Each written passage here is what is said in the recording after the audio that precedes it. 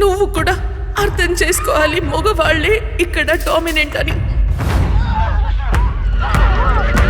మగవాడు డామినెంట్ కాదు, మనం బ్రతకాలి అంటే పోరాడి తీరాలి.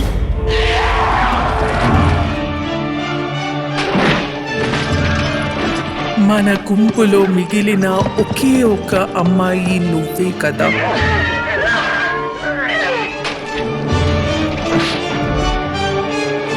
అందరూ ఒక్కసారి సరిగ్గా చూడండి, మీ యజమానులకి నమస్కరించండి.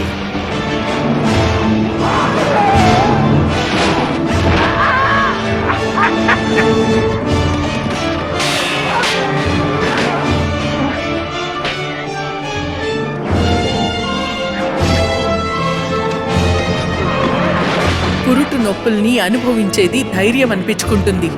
మగవాళ్లలాగా పోరాడిన చిహ్నలు కావు. వాళ్లతో పడుకుంటావో నాతో నిలబడతావో చెప్పు.